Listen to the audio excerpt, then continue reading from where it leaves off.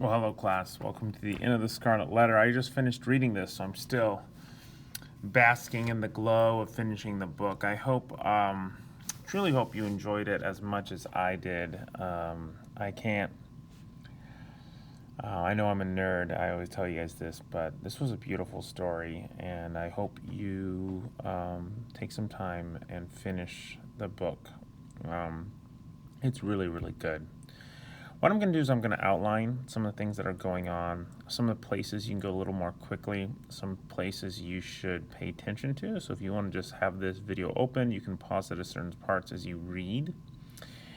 So the beginning of chapter 21 is we're setting up this last day. This is going to be the apex, okay, of the story. It's going to be where everything happens. We've been leading up to this the entire book, and we're going to set the scene. So there are basically, there's going to be a procession. There's a new governor who's going to be, here I'll do my new stuff in red. There's a new governor, right, who's going to get his office. And so as you should know from reading the previous chapters, Dimmsdale is going to give an election day sermon, and it's a big deal. There's some stuff in here. If you answered this, how does Hester actually appear to the townspeople? She looks dead, like a dead woman. We get some descriptions here of Pearl and kind of what she's thinking. Okay, she's distracted, obviously, because she's looking forward to getting away with Dimmsdale. Pearl, who has just become so much fun to read about. Such good character development with her. Is running around. Of course, she looks fantastic and she looks amazing. Like a bright flower. And it seems that this beautiful dress, and if you read here, sorry, it's a little bit blurry, it comes out of her nature, almost like the beauty of it says here, almost like the beauty of a butterfly's ring. Why? So it seems to the viewer that her beauty comes from within. And this has been a theme. Pearl is not a demon child, even though people consider that. There's something beautiful and it's very transcendental about her. There's a beauty that she has that is not typical of Puritan children.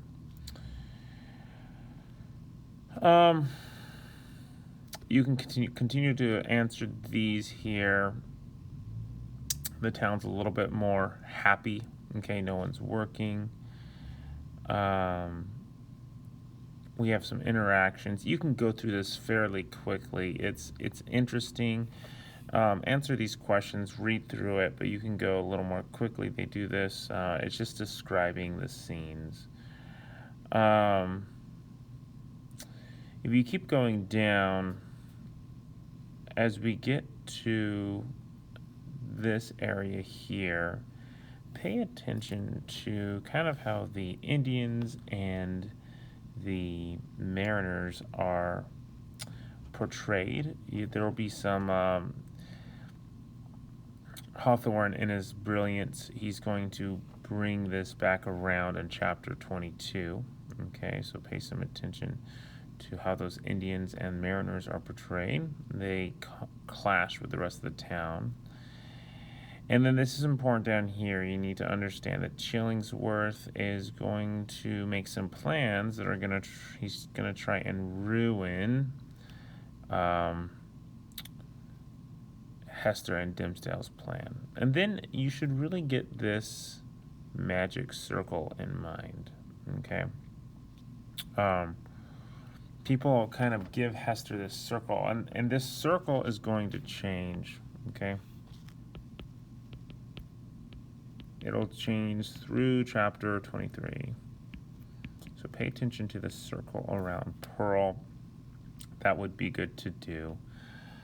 The mariner comes and reveals even more about Chillingworth. Okay, this is kind of the area that you want to be able to at least initially look at to see how Chillingsworth is going to try and ruin things for Hester. Then we get to the procession, and people come And this first part of the procession is really, I'm going to be honest with you, not all that important. It describes the people. There's some beautiful sections in here, and please skim it and read it.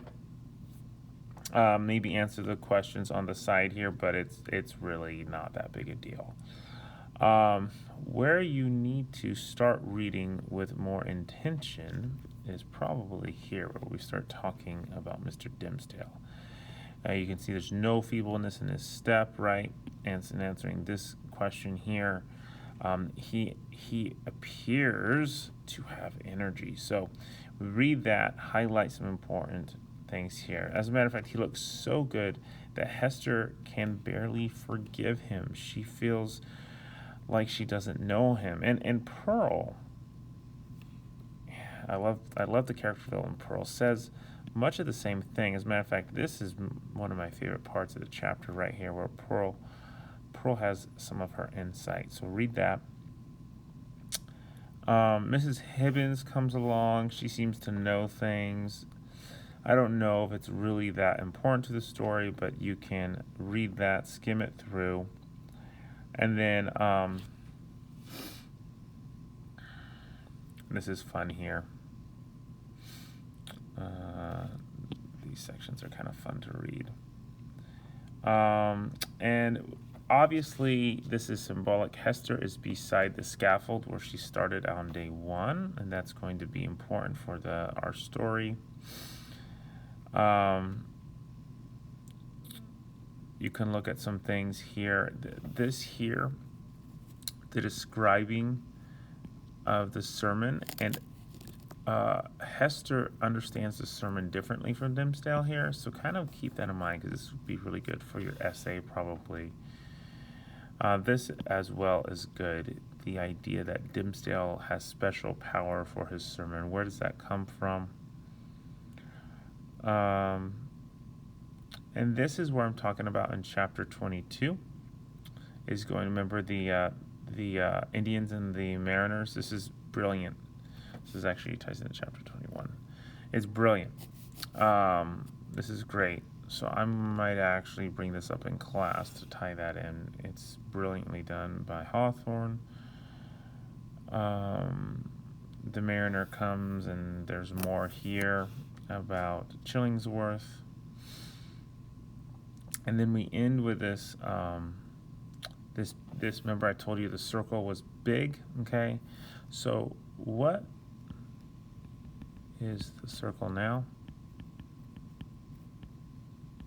Right? And then what's the contrast? The contrast between Hester and Dimmsdale. Okay, so you need to be able to answer that question for here, and you can answer these other questions here, but that's how you do it. So there's this contrast at the end of chapter 22. So going into the chapter, I mean, this is the chapter 23 is the chapter where all the good stuff happens. You need to read this whole chapter. It's all important. So this, I would not skim this chapter. I would read it in detail. It's beautiful for sure.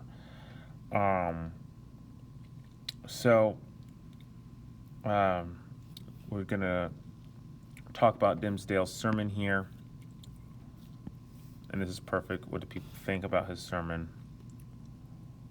Okay, and then so there's all these undertones. Okay. Hawthorne is perfectly, let me erase that actually. Hawthorne is perfectly kind of setting up the end of the story.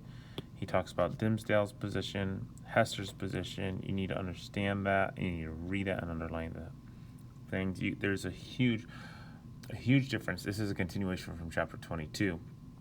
So just think back to that as you read it. I almost wondered if this was sarcasm. I mean, Hawthorne is setting this up. This almost feels like sarcasm. I don't think it is, but this part is great. Continue to go through here. These questions on the side are still good.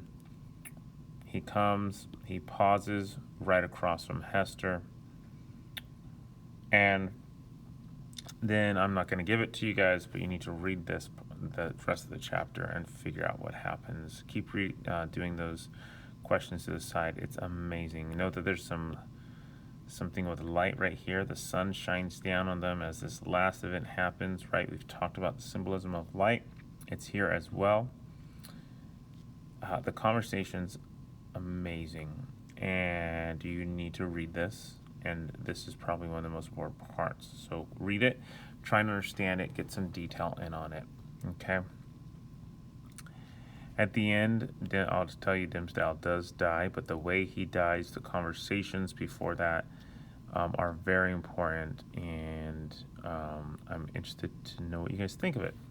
The conclusion is interesting. It's the denouement, as we call it. It kind of leaves us with something to think about. Dimmsdale's obviously died.